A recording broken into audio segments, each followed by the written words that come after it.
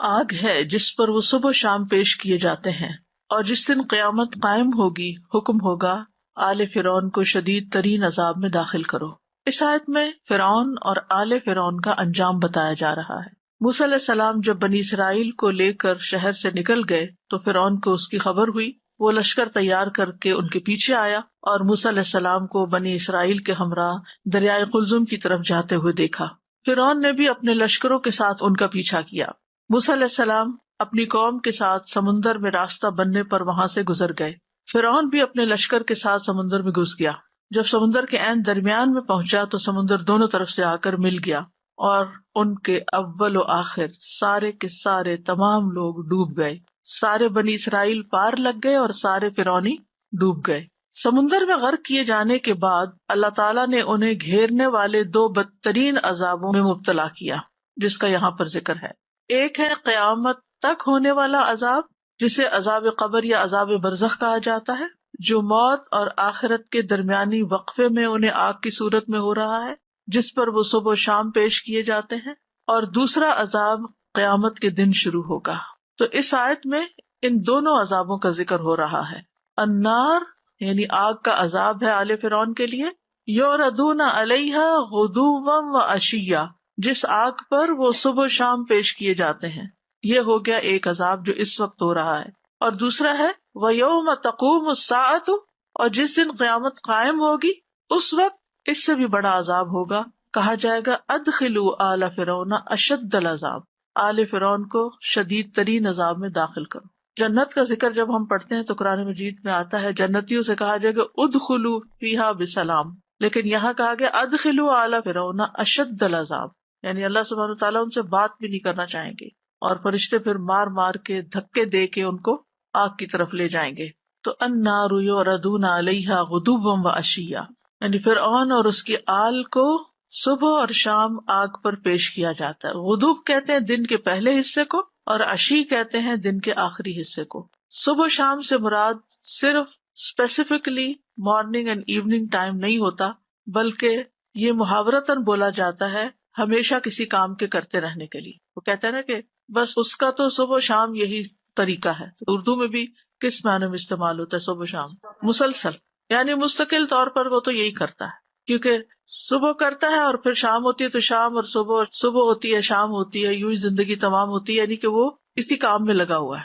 اور اگر اس کو صبح اور شام کے طور پر بھی لیا جائے لٹرل میننگ میں، تو اس کا مطلب یہ کہ صبح کے وقت انہیں آگ پر لایا جاتا ہے اور پھر شاید بریک ہوتی ہے اور پھر دوبارہ شام کو، اور یہ بھی عذاب کی شدید قسم، کیونکہ جب تکلیف سے گزر کر انسان تھوڑا آرام کرنے لگتا ہے اور پھر اس تکلیف میں پڑ جائے، جیسے اگر کسی کو کووڈ ہوا ہے اور تھوڑے دن ٹھیک ہو اور دوبارہ کووڈ ہو گیا، تو یہ بھی تکلیف کی شدید قسم ہوتی ہے۔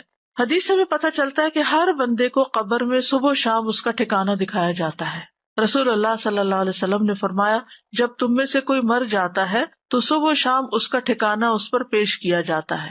اگر وہ جنت والوں میں سے ہے تو اسے جنت والوں کا مقام دکھایا جاتا ہے، اور اگر وہ دوزخ والوں میں سے ہوتا ہے تو دوزخ والوں کا مقام اسے دکھایا جاتا ہے، اور اس سے کہا جاتا ہے یہ تیرا ٹھکانہ ہے جب تک کہ اللہ تمہیں قیامت کے دن اٹھا کر اس جگہ نہ پہنچا دے۔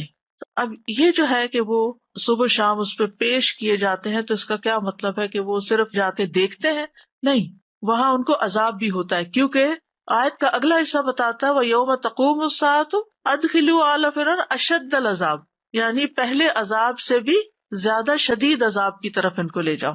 اس سے یہ بھی پتہ چلتا ہے کہ قبر کا عذاب جہنم کے عذاب سے کم درجے کا ہے، کیونکہ جہنم ایک بہت بڑی چیز ہے اور قبر جو ہے وہ ایک چھوٹی جگہ ہے۔ وَيَوْمَ تَقُومُ السَّاعَةُ أَدْخِلُوا آلَ فِرْعَوْنَ أَشَدَّ الْعَذَابِ، اور جس دن قیامت قائم ہو جائے گی تو عذاب کے فرشتوں سے کہا جائے گا کہ اب آل فرعون کو شدید ترین عذاب میں داخل کر دو۔ پہلا عذاب جو ہے قیامت کے دن برپا ہونے تک ان کی روحوں کو دیا جا رہا ہے۔ آپ کو یاد ہوگا کہ نبی صلی اللہ علیہ وسلم جب معراج پر تشریف لے گئے تھے تو اس وقت ان کو کیا دکھایا گیا تھا؟ آل فرعون کو دکھایا گیا تھا کہ وہ آگ پہ پیش کیے جا رہے ہیں۔ تو وہاں ظاہر ہے کہ آسمانوں پر روحیں ہی ہیں، اور جب قیامت کا دن ہوگا تو ان کے جسموں اور روحوں کو یکجا کر کے جہنم میں ڈالا جائے گا، یعنی جسم اور روح دونوں پر سزا ہوگی۔ اب یہاں پر ہم دیکھتے ہیں کہ وہ پانی میں گئے ہیں نا، جسم ان کے پانی میں گھل گئے، روح ان کی قبض کر لی گئی، اور یہ عذاب وہاں روح پر پیش کیا جا رہا ہے۔ اور قیامت کے دن کا عذاب اس لیے بھی زیادہ سخت ہوگا کہ وہ جسم اور روح دونوں پر ہوگا. اور یہ عذاب صرف فرعونیوں کے لیے خاص نہیں ہے بلکہ تمام مجرموں کو قبر میں ڈالنے پر عذاب شروع ہو جاتا ہے، اور آخرت کا عذاب جو فیصلہ ہونے کے بعد ہوگا وہ تو بہت ہی سخت ہوگا. اس کے علاوہ ایک اور مثال بھی ہمیں قرآن مجید سے ملتی ہے، اور وہ ہے قوم نوح کے بارے میں جو پانی میں ڈوبے تھے. سورۃ نوح میں ارشاد باری تعالیٰ ہے، اور یقیناً انہوں نے کثیر تعداد کو بھٹکا دیا، یعنی قوم نوح کی اکثریت بھٹکی ہوئی تھی. تو نوح علیہ السلام نے ان کے خلاف بد دعا کی. انہوں نے کیا کہا؟ وَقَدْ أَضَلُّوا كَثِيرًا وَلَا تَزِدِ الظَّالِمِينَ إِلَّا ضَلَالًا، کہ تو اب ان ظالموں کو گمراہی میں ہی زیادہ کر، یعنی اب ان کی ہدایت کا وقت ختم ہو چکا ہے، اس لیے اب ان پر عذاب آنا ہی چاہیے. تو عذاب آ گیا. مما خطیئاتہم اغرقوا، اپنی ہی خطاؤں کی وجہ سے ان کو غرق کر دیا گیا، وہ ڈبو دیے گئے. فَأُدْخِلُوا نَارًا، پانی کا عذاب آیا تھا ان پر بھی، فرعونیوں پہ بھی پانی کا عذاب آیا تھا، ان پہ بھی پانی کا عذاب آیا، لیکن پانی میں جانے کے باوجود آگ میں سزا دی جا رہی ہے. چونکہ یہ غیب کا معاملہ ہے، ہمیں تو صرف قرآن کی نص کو، چونکہ ہمارا ایمان ہے کہ جو کہہ رہی ہے سچ کہہ رہی، اور جو احادیث ہے نبی صلی اللہ علیہ وسلم کی وہ سچ بتا رہی. اب یہ ہوتا کیسے ہے؟ اللہ تعالیٰ کے لیے تو کچھ بھی مشکل نہیں. یعنی ہوا کیا تھا، جب وہ ڈوبے تھے پھر وہ پانی آہستہ آہستہ نیچے اترا، اتنے تک ان کے جسم گل سڑ گئے، زمین کی مٹی میں مل گئے یا ہواؤں میں اڑ گئے یا جہاں بھی. تو اگر پانی کے فرشتوں کو اللہ تعالیٰ حکم دے کہ یہاں جتنے بھی ان کے جسم کے ذرات ہیں، وہ ذرات جہاں بھی ہیں، ہمیں لگتا ہے کہ بہت بڑے جگہ پر پھیل گئے ہیں، لیکن دیکھا جائے تو وہ زمین بھی ان کے لیے قبر کا ایک گڑھا ہی بن گئی، اور سمندر بھی قبر کا گڑھا ہی بن گیا ان کے لیے. تو اللہ تعالیٰ کے لیے کچھ مشکل نہیں. اور ویسے بھی آپ دیکھیں کہ پانی کس چیز سے مل کے بنا ہوا ہے؟ دو گیسز سے، H2O. آپ دیکھیے ایک جلتی ہے اور دوسری جلاتی. حیرت کی بات ہے نا کہ ہے پانی، لیکن جن چیزوں سے مل کے وہ بنا ہے وہ جلانے والی اور جلنے والی. یہ سارا اللہ کا بنایا ہوا ہے نا. وہ چاہے تو پانی میں جلنے کی سزا دے دے، اور وہ چاہے تو کسی اور طرح دے دے. جب دنیا سے انسان چلا جاتا ہے تو پھر وہ ایک اور دنیا میں ہوتا ہے، وہاں کے معاملے اور ہیں. ہمیں یہ باتیں ہماری زبان میں سمجھائی گئی، اور بعض اوقات ہم ان کو پھر دنیا سے کمپیئر کرنے لگتے ہیں کہ جی ہم نے قبر کھودی، ہمیں تو کہیں آگ نظر نہیں آئی اور ہمیں تو کہیں عذاب نظر نہیں آیا، تو یہ کیسی باتیں آپ کرتے ہیں. اس کو آپ یوں بھی سمجھ سکتے ہیں کہ مثلاً ایک شخص آپ کے ساتھ ہی سویا ہوا اور وہ نیند میں چیخیں مارنے لگتا ہے، تو آپ اس کو ہلا کے پوچھتے کیا ہے تمہیں، کیا ہے تمہیں؟ تو وہ کہتا ہے کہ میں نے دیکھا ہے کہ میرے پیچھے ایک سانپ آ رہا تھا اور مجھے کاٹنے لگا تھا، یا اس نے کاٹ لیا مثلاً، تو مجھے اس کی پین ہو رہی تھی. اب وہ جو ساتھ سویا ہوا ہے وہ اگر یہ کہے کہ تم بالکل جھوٹ کہتے ہو، یہاں تو کوئی سانپ نہیں تھا اور کہاں کاٹا ہے، تمہارا جسم بھی ٹھیک ہے، لیکن اس کو وہ جسم پر ہی محسوس ہو رہا تھا اور وہ خوف میں تھا، وہ رو رہا تھا، اس کو وہ سب نظر آ رہا تھا، لیکن ساتھ لیٹے ہوئے بندے کو نظر نہیں آ رہا تھا کچھ بھی. تو کیا آپ اس کو جھوٹا قرار دیں گے کہ نہیں تم جھوٹ کہتے ہو، یہاں کچھ بھی نہیں ہے، یہ ایگزسٹ ہی نہیں کرتا جو کچھ تم بیان کر رہے ہو؟ نہیں، وہ ایک اور دنیا میں ایگزسٹ کر رہا تھا جہاں اس کی روح تھی. مادی دنیا میں ایگزسٹ نہیں کر رہا تھا، لیکن it was there some where, جہاں یہ اس کی روح تھی یا جہاں بھی یہ تھا، اور یہ سب کچھ دیکھ رہا تھا اور محسوس کر رہا تھا اور بھاگ رہا تھا اور درد سے رو رہا تھا. تو یہ سب اس کے لیے ایک حقیقت تھی، لیکن ہو کیسے رہا تھا آج تک کوئی گتھی سلجھا سکا؟ یہ خوابوں میں جو کچھ نظر آتا ہے یہ کیا ہوتا ہے؟ اتنا حیران کن ہے، یہ اتنا حیران کن ہے. اور بعض اوقات آئندہ ہونے والی بات انسان کو ایسے نظر آ رہی ہوتی ہے جیسے وہ ہو چکی ہو، اور بعض اوقات انسان نے خواب دیکھا ہوتا ہے اور پھر بعد میں دیکھتا ہے تو کہتا ہے یہ کہاں دیکھا تھا میں نے، پھر اس کو یاد ہوتا ہے نہیں میں نے حقیقت میں نہیں، خواب میں دیکھا تھا، اور اب وہی چیز مجھے حقیقت میں بھی نظر آ رہی ہے. تو یہ جو خواب ہے نا، یہ بھی اللہ تعالیٰ کے وجود پر دلیل ہے اور اللہ تعالیٰ کی قدرت پر اور اللہ کے خالق ہونے پر. تو بہرحال آل فرعون کو تو آگ کے عذاب میں ڈالا گیا غرق کر کے. یہاں قوم نوح کے ساتھ بھی یہی ہوا. فَلَمْ يَجِدُوا لَهُم مِّن دُونِ اللَّهِ أَنصَارًا، پھر انہوں نے اپنے لیے اللہ کے سوا کوئی مددگار نہ پایا. وہاں کون سنتا ہے، کون مدد کر سکتا ہے، کرنا بھی کوئی چاہے. اب اگر آپ مثلا سوئے ہوئے بندے کو یہ کہے کہ وہ جو خواب تم نے دیکھا تھا میں مارتی ہوں اس سانپ کو، کہاں سے ماریں گے آپ؟ کچھ نہیں کر سکتے. تو جس پہ بیتے وہی جانے. تو ان دونوں آیات سے یہ بات پتہ چلتی ہے کہ عذاب قبر جو ہے یا قیامت کے آنے سے پہلے کا عذاب برحق ہے. اسے آپ عذاب قبر کہیں، اسے آپ عذاب برزخ کہیں، اسے آپ کچھ بھی نام دیں، لیکن وہ برحق ہے. حدیث میں اس کو عذاب قبر بتایا گیا ہے. حضرت عائشہ سے روایت ہے ایک یہودی عورت ان کے پاس آئی، اس نے عذاب قبر کا ذکر کیا اور کہا اللہ آپ کو عذاب قبر سے محفوظ رکھے. اس پر حضرت عائشہ نے رسول اللہ صلی اللہ علیہ وسلم سے عذاب قبر کے بارے میں دریافت کیا. آپ نے کہا ہاں عذاب قبر برحق ہے. حضرت عائشہ کہتی ہیں پھر میں نے کبھی ایسا نہیں دیکھا کہ رسول اللہ صلی اللہ علیہ وسلم نے کوئی نماز پڑھی ہو اور اس میں عذاب قبر سے اللہ کی پناہ نہ مانگی ہو. خود رسول اللہ صلی اللہ علیہ وسلم پناہ مانگتے تھے ہر نماز کے بعد، اور وہ دعا سب کو آتی ہوگی اللہم انی اعوذ بک من عذاب القبر وَأَعُوذُ بِكَ مِنْ عَذَابِ جہنم، آخر تک. انشاءاللہ آج یہی دعا ہے ہماری، آگے جا کے ہم اس کی وضاحت کریں گے. تو بذریعہ وحی قبر کی آزمائش کے حق ہونے کی خبر ملتی ہے انسان کو، اس لیے ہمارا ایمان ہے وحی پر اور ہم اس کو حق مانتے ہیں، حق ہی جانتے ہیں. اسماء بنت ابی بکر کہتی ہیں کہ رسول اللہ صلی اللہ علیہ وسلم خطبے کے لیے کھڑے ہوئے تو آپ نے اس آزمائش کا ذکر فرمایا جس میں ہر شخص کو قبر کے اندر مبتلا ہونا پڑے گا. جب آپ نے یہ ذکر کیا کہ ہر شخص کا قبر میں امتحان ہوگا تو مسلمان رونے لگے، آہو بکا کرنے لگے، حتیٰ کہ ان کے رونے کی آوازوں سے میں نبی صلی اللہ علیہ وسلم کی بات سمجھ نہ سکی کہ آپ کیا فرما رہے، کیونکہ مائک اسپیکر وغیرہ تو نہیں ہوتے تھے. آپ بات کر رہے تھے اور صحابہ نے رونا شروع کر دیا اور رونے کی آوازوں میں آپ کی آواز دب گئی. جب ان کی آہو بکا رک گئی تو میں نے ایک قریبی شخص سے کہا کہ اللہ تیرے لیے برکت فرمائے. رسول اللہ صلی اللہ علیہ وسلم نے آخر میں کیا فرمایا تھا؟ اس نے کہا آپ صلی اللہ علیہ وسلم نے فرمایا مجھے وحی کی گئی ہے کہ قبروں میں تمہاری فتنہ دجال جیسی آزمائش ہوگی، یعنی ایک سخت ٹیسٹ ہوگا. نبی صلی اللہ علیہ وسلم نے فرمایا اگر مجھے یہ ڈر نہ ہوتا کہ تم لوگ اپنے مردوں کو دفن کرنا چھوڑ دو گے تو میں اللہ سے دعا کرتا کہ تمہیں قبر کا عذاب سنا دے. یعنی جب مردے کو دفن کرتے ہیں اور فرشتے اس کے ساتھ بات کر رہے ہوتے ہیں اور اس کا ٹیسٹ لے رہے ہوتے ہیں تو وہ باتیں جو ہیں وہ تمہیں سنوا دی جاتی، یا یہ کہ پھر اس کے بعد اگر اس کو کوئی سزا ہوتی ہے اور وہ رونا دھونا کرتا ہے تو وہ رونا دھونا سنوا دیا جاتا. ابن مسعود کہتے ہیں بے شک مردوں کو ان کے قبروں میں عذاب دیا جاتا ہے یہاں تک کہ جانور ان کی آوازیں سنتے ہیں. یعنی انسان وہ فریکوینسی ایسی ہوتی ہے کہ انسان نہیں سن سکتے لیکن اور مخلوقات سن سکتی ہیں. ایک اور آیت بھی ہمیں عذاب قبر کے بارے میں اشارہ دیتی ہے، یہ سورۃ الانعام کی آیت ہے 93.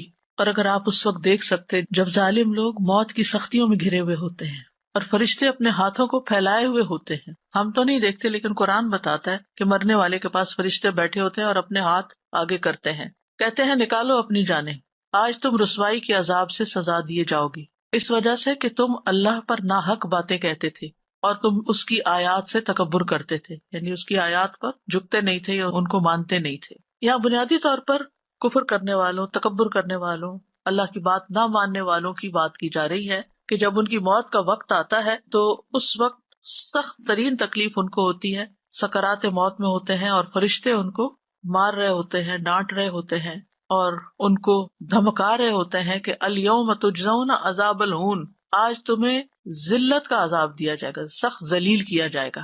اچھا، اب ایک تو یہ ہے کہ جب موت کا وقت ہوتا ہے اس وقت بھی سزا ہو رہی ہوتی ہے، لیکن یہ آج کون سا ہے؟ مرنے کا دن ہے، یعنی مرنے کے بعد سے تمہاری سزا شروع ہو جائے گی، یہ مطلب ہے. تو وَلَوْ تَرَىٰ إِذِ الظَّالِمُونَ فِي غَمَرَاتِ الْمَوْتِ، غمرات الموت کا مطلب ہے موت کی سختیاں، سکرات، مشکلات. غمرہ کا مطلب ہوتا ہے شدت، سختی. اصل میں غمرہ کہتے ہیں کسی چیز کو جو ڈھانپ لیتی ہے. غامر اس پانی کو کہتے ہیں جو ہر طرح کے اثرات کو چھپا کر زائل کر دے، یعنی زیادہ پانی ہوتا ہے تو اس کے اندر جو برتن میں کچھ میل کچیل ہوتی ہے وہ پھر نظر نہیں آتی. تو یہاں سے پھر یہ شدتوں اور تکلیفوں کے لیے بھی استعمال ہونے لگا. تو یہاں پر کہا جا رہا ہے کہ اے انسان اگر تم دیکھو ان لوگوں کو جو موت کی غشیوں میں ہوتے ہیں اور ان کے اوپر جو تکلیف گزر رہی ہوتی ہے تو دیکھ کے انسان کا جسم لرز جائے. والملائکۃ باسطوا ایدیہم، اس وقت فرشتے اپنے ہاتھ لمبے کیے ہوئے ہوتے ہیں، یعنی فرشتے جو ہیں اس وقت غصے میں ہوتے ہیں اور غصے میں بول رہے ہوتے ہیں اور اللہ کے عذاب کی خبر سنا رہے ہوتے ہیں ان کو. سورۃ انفال میں آتا ہے وَلَوْ تَرَىٰ إِذْ يَتَوَفَّى الَّذِينَ كَفَرُوا الْمَلَائِكَةُ يَضْرِبُونَ وُجُوهَهُمْ وَأَدْبَارَهُمْ، اور کاش آپ دیکھیں جبکہ فرشتے ان لوگوں کو فوت کرتے ہیں جنہوں نے کفر کیا، وہ ان کے چہروں اور پیٹھوں پہ مارتے ہیں. ہمیں تو نظر نہیں آتا مرنے والے کو جو مار پڑ رہی ہوتی، لیکن قرآن بتاتا ہے کہ ایسے ظالموں کی موت جب آتی ہے تو فرشتے ان کو مارتے ہیں، یعنی غصہ بھی کرتے ہیں، مارتے بھی ہیں اور برے عذاب کی خبر بھی دیتے ہیں ان کو. اور ڈانٹ کے کہتے ہیں اخرجوا انفسکم، نکالو اپنی جانیں، یعنی روح کو اپنے جسم سے نکال کے ہمارے حوالے کرو. الیوم تجزون عذاب الہون، آج تمہیں بری طرح رسوا کیا جائے گا. اور یہاں الیوم سے مراد پھر قبر کے عذاب کی طرف اشارہ ہے، یعنی آج تمہارے عذاب قبر کی ابتدا ہو جائے گی. تو علماء یہ کہتے ہیں کہ اس آیت میں واضح طور پر عذاب قبر کی طرف اشارہ ہے، کیونکہ قیامت تو جب اللہ چاہے گا قائم ہوگی. تو دنیا اور قیامت کے درمیان یہ برزخ کا جو وقفہ ہے، اس میں انسان جہاں پر بھی ہو اس کا جسم، اس کی روح، اس کے اوپر عذاب ہوتا ہے. کیوں یہاں ان کو سزا دی گئی؟ بما کنتم تقولون علی اللہ غیر الحق، کیونکہ تم اللہ کے بارے میں ناحق باتیں کہتے تھے اور اس کی آیات سے تم تکبر کرتے تھے، یعنی اللہ پہ جھوٹ باندھتے تھے، اللہ تعالیٰ کی صحیح پہچان ہی نہیں تھی، اللہ تعالیٰ پر اعتراضات کیا کرتے تھے. اس بات سے بہت ڈرنا چاہیے. یہ قابل مواخذہ چیز ہے کہ انسان اللہ تعالیٰ کے کسی فیصلے کو ظالمانہ فیصلہ کہے، نعوذ باللہ، یا اللہ تعالیٰ کے بارے میں ناحق بات کرے کہ اللہ نے بیٹا بنا لیا یا اللہ نے کوئی شریک بنا لیا اپنا. ایسی کوئی بھی چیز نہیں ہے. اور دوسرا یہ کہ آیات کے مقابلے میں اپنی عقل، اپنی رائے، اپنی لاجک کو پیش کرنا اور آیات کو حقیر سمجھنا اور احکامات کو مصیبت سمجھنا. اللہ تعالیٰ کی بات اگر ہماری سمجھ میں نہیں آتی تو تکبر تو نہ کرے نا کہ ہماری سمجھ بہت بڑی ہے اور ہم جو کہہ رہے ہیں وہ زیادہ بہتر ہے. یعنی اپنی آراء کو آیات کے ساتھ ٹکرائے مت. یعنی آیات کو اس طرح مت سوچے کہ یہ بات یوں کہی گئی ہے اور آج کے دور میں نہیں ہو سکتی اور یہ تو بہت مشکل ہے، ایسا کچھ نہ کہیں. تو اس آیت سے ہی پتہ چلتا ہے کہ عذاب قبر برحق ہے، اور کافر کو جب عذاب کی خوشخبری دی جاتی ہے تو وہ اللہ تعالیٰ سے ملاقات نہیں کرنا چاہتا. اور حدیث میں آتا ہے کہ اس وقت کوئی چیز اس کے دل میں اس سے زیادہ ناگوار نہیں ہوتی جو اس کے آگے ہوتی ہے، اور اللہ سے جا ملنے کو ناپسند کرتا ہے، تو اللہ تعالیٰ بھی اس سے نہیں ملنا چاہتا. تیسری آیت جو ہمیں برزخ کی زندگی کے بارے میں خبر دیتی ہے قرآن مجید میں، وہ سورۃ البقرہ کی آیت ہے. اور جو لوگ اللہ کی راہ میں مارے جائیں انہیں مردہ نہ کہو بلکہ وہ زندہ ہیں لیکن تم شعور نہیں رکھتے. یہ آیت شہدائے بدر کے بارے میں نازل ہوئی تھی. ان کی فضیلت بیان کی گئی کہ انہوں نے کس طرح اللہ کے راستے میں اپنی جان دی. اب وہ اللہ کے ہاں رزق پا رہے ہیں، اور یہ برزخی زندگی کی طرف اشارہ ہے. یہاں احیاء ان سے مراد دنیا کی زندگی نہیں ہے. اگر دنیا میں وہ زندہ ہوتے تو پھر قبر میں نہ ڈالے جاتے، اسی لکھا وَلَٰكِن لَا تَشْعُرُونَ. اور ویسے بھی اصل زندگی تو آخرت کی زندگی ہے نا، لیکن وہ اس دنیا کی زندگی سے مختلف ہے. کیونکہ جو لوگ آخرت کو نہیں مانتے ان کے نزدیک تو بس انسان مرا اور اس کا جسم ختم، مٹی بنا اور قصہ تمام ہوا. لیکن حقیقت یہ ہے کہ مرنے کے بعد انسان مر نہیں جاتا، بلکہ اس کی روح جسم سے نکل کے الگ ہو کے ایک اور مقام پہ چلی جاتی ہے اور وہاں وہ شعور رکھتی ہے. تو وَلَا تَقُولُوا لِمَن يُقْتَلُ فِي سَبِيلِ اللَّهِ أَمْوَاتٌ، اللہ کی راہ میں مرنے والوں کو مردہ نہ کہو. جہاں کفار کا انجام بتایا گیا کہ ان کو مرنے کے بعد سزا ملتی ہے، وہاں اللہ کے راستے میں جان دینے والوں کا اچھا انجام بھی بتایا گیا کہ کس طرح ان کے لیے خوشخبری ہے اور کس طرح ان کو زندگی ملتی ہے. تو یہاں پر شہید کو مردہ نہ کہا جائے، یہ بات کہی جا رہی ہے. تو اگر کوئی کہے کہ مردہ کیوں نہ کہیں، وہ تو مر چکے ہیں، تو مطلب یہ ہے کہ اس سینس میں تو مر چکے ہیں کہ ان کا جسم اور روح الگ ہو چکے ہیں، ان کے جسم سے روح نکل چکی ہے. کیونکہ اگر وہ روح جسم کے اندر ہوتی تو پھر وہ مٹی کے اندر نہیں دبائے جا سکتے تھے. جب تک روح جسم کے اندر ہوتی ہے، چاہے کتنے ہی دن لگ جائیں انسان کو ہسپتال میں یا گھر میں ڈیتھ بیڈ پر، اس کو اٹھا کے قبر میں کوئی نہیں ڈال کے آتا جب تک کہ پوری نکل نہیں جاتی. لیکن روح کا نکلنا جسمانی موت ہے، ادروائز روح کے اوپر ڈیتھ نہیں آتی. ایک روح جو ایک دفعہ پیدا ہو گئی ہے نا، بس وہ پیدا ہی ہو گئی ہے، اب اس نے مرنا نہیں ہے. روح نہیں مرتی. روح اس دنیا میں آنے سے پہلے بھی زندہ تھی. آدم علیہ السلام کی پشت سے جب اللہ تعالیٰ نے آدم کی اولاد کو نکالا تو وہ روحیں اس وقت پیدا ہو چکی تھی اور ان کو خاص جگہ پر رکھا گیا، اور دنیا میں باری باری اللہ تعالیٰ انسانوں کو جسم دیتا اور اس میں وہ روحیں آتی جا رہی ہیں. اور پھر جب یہاں اپنا ٹائم پورا کر لیں گے تو پھر یہاں سے جسم اور روح الگ ہو جائے گی. جسم مٹی میں چلا جائے گا کیونکہ یہ بنتا بھی مٹی سے ہی ہے، یعنی خوراک ہماری زمین سے آتی ہے، اور روح جو ہے وہ جہاں سے آتی ہے وہیں واپس لوٹ جائے گی. اچھے لوگوں کی روحیں، اچھی روحوں کو اچھی جگہ رکھا جائے گا اور بری روحوں کو قید خانے میں رکھا جائے گا. کچھ علیین میں ہوگی اور کچھ سجین میں ہوگی. بل احیاء ولکن لا تشعرون، بلکہ وہ زندہ ہے لیکن تم شعور نہیں رکھتے. یعنی برزخ کی زندگی کی کیفیت کو ہم نہیں سمجھتے، سمجھ ہی نہیں سکتے. اور وہاں انسان کو اس طرح ہر چیز نہیں چاہیے ہوتی جیسے دنیا میں چاہیے. آپ دیکھیں نا، جب ہم جسم اور روح کے ساتھ زندہ ہیں تو پھر ہمیں بہت کچھ چاہیے ہوتا ہے. آپ کبھی اپنے گھر کے صرف کچن کے اندر رکھی ہوئی چیزوں کو گنے، کاؤنٹ کریں، صرف کاؤنٹ کریں، تو آپ حیران ہو جائیں گے کہ اتنی چیزیں میری ضرورت کی ہیں. کیونکہ اگر آپ کو یہ کہا جائے نا ان میں سے یہ چیز نکال دو، پھینک دو یا دے دو کسی کو، تو آپ کیا کریں گے؟ یہ تو میری ضرورت کی، یہ بھی میرے کام کا. ایک چھوٹی سی چمچ بھی آپ نہیں پھینکتے کہ نہیں یہ کسی وقت اس کی بھی ضرورت ہوتی ہے الگ، بلکہ ضرورت سے زیادہ بھی رکھتے ہیں. پھر اپنے بیڈ روم میں چلے جائیے، اپنے واش روم میں چلے جائیے، ہر جگہ آپ کی ضرورت کی چیزیں بھری ہوئی ہیں. تو جب روح جسم کے اندر ہوتی ہے نا تو بے شمار ضرورتیں ہوتی ہیں اس کی، لیکن جب روح جسم سے نکل جاتی ہے تو اس کی ضرورتیں ختم ہو جاتی ہیں. نہ جسم کی پھر ضرورت رہتی ہے نہ روح کو ضرورت رہتی ہے. روح اپنے انجام کو پہنچ جاتی ہے جہاں یا اس کے لیے روح و ریحان و جنت النعیم ہے، یا پھر اس کے لیے آگ کا گڑھا ہے. تو یہاں قبر کی نعمتوں کا ذکر کیا گیا، یعنی برزخ کی زندگی کی نعمتوں کا ذکر کیا گیا کہ وہاں آرام بھی ہے اور عذاب بھی ہے. ایک بڑی اہم بات اس آیت سے پتہ چلتی ہے کہ جو شخص اللہ کے راستے میں اپنی کوئی محبوب چیز دے دیتا ہے اس کا اجر بھی اتنا ہی بڑا ہوتا ہے. جب کوئی پیاری چیز انسان اللہ کے راستے میں دیتا ہے اور ہمیں اپنی پیاری چیزوں میں سب سے زیادہ پیاری چیز اپنی جان ہے، وہ ہم نہیں دے سکتے کسی، لیکن اللہ کی خاطر بڑے لوگوں نے اپنی جان بھی دی ہے، ٹھیک ہے، معمولی کام نہیں ہوتا، تو ان کے لیے پھر اتنا ہی بڑا اجر سنایا گیا، کیونکہ مردہ لفظ جو ہے نا ایک نیگیٹو ورڈ ہے نا، ایک تکلیف دہ، مردہ ہی نہ کہو، وہ زندہ ہے، لیکن زندگی تمہارے والی زندگی نہیں، وہ ایک اور زندگی ہے، آخرت کی زندگی، وَإِنَّ دَارَ الْآخِرَةِ لَهِيَ الْحَيَوَانُ، آخرت کا گھر ہی دراصل اصل زندگی ہے۔ جہاں تک شہید کی زندگی کا تعلق ہے تو رسول اللہ صلی اللہ علیہ وسلم نے فرمایا، جب تمہارے بھائی احد میں شہید کر دیے گئے تو اللہ نے ان کی روحوں کو سبز رنگ کے پرندوں کے پیٹوں میں کر دیا جو جنت کی نہروں پر آتے ہیں، یعنی ان کو وہاں ایک اور طرح کے جسم دے دیے، وہاں کے پھل کھاتے ہیں، پھر سونے کی قندیلوں میں لوٹ جاتے ہیں جو عرش کے سائے میں لٹک رہی ہیں، وہاں تک پہنچ گئے۔ جب انہوں نے وہاں کے کھانے پینے اور راحت اور آرام کے مزے دیکھے تو کہا، کون ہے جو ہمارا یہ پیغام ہمارے بھائیوں تک پہنچا دے کہ ہم جنت میں زندہ ہیں، ہمیں رزق دیا جاتا ہے تاکہ وہ جہاد سے بے رغبت نہ ہو جائیں اور لڑائی میں بزدلی نہ دکھائیں۔ تو اللہ تعالیٰ نے فرمایا، تمہارا یہ پیغام میں ان تک پہنچا دوں گا۔ تو اس وقت یہ آیت نازل ہوئی تھی سورۃ البقرہ کی، وَلَا تَحْسَبَنَّ الَّذِينَ قُتِلُوا فِي سَبِيلِ اللَّهِ أَمْوَاتًا بَلْ أَحْيَاءٌ عِندَ رَبِّهِمْ يُرْزَقُونَ، وہ لوگ جو اللہ کی راہ میں مارے گئے ان کے بارے میں ہرگز یہ خیال نہ کیجیے کہ مردہ ہیں، بلکہ وہ زندہ ہیں اور اپنے رب کے پاس رزق دیے جاتے ہیں۔ تو اس سے یہ پتہ چلتا ہے کہ شہید کے ساتھ اسپیشل معاملہ کیا جاتا ہے۔ تو بہرحال مرنے کے بعد کوئی مجرم کی حیثیت سے دنیا سے جاتا ہے اور کوئی محسن کی حیثیت سے، اور جیسا کوئی معاملہ کرتا ہے ویسا ہی اس کے ساتھ معاملہ کیا جاتا ہے، ویسا ہی اس کو ٹریٹ کیا جاتا ہے، جیسا کرو گے ویسا بھرو گے۔ ہر شخص کو سوچنا چاہیے کہ وہ اپنے کل کے لیے کیا لے کے جا رہا ہے۔ یا ایھا الذین آمنوا اتقوا اللہ ولتنظر نفس ما قدمت لغد، ہر شخص کو یہ فکر ہونی چاہیے کہ کل کے لیے کیا تیار کیا، آخرت کے لیے کیا تیار کیا، اس لیے اپنی نیت کو بار بار خالص کرنے کی ضرورت رہتی ہے۔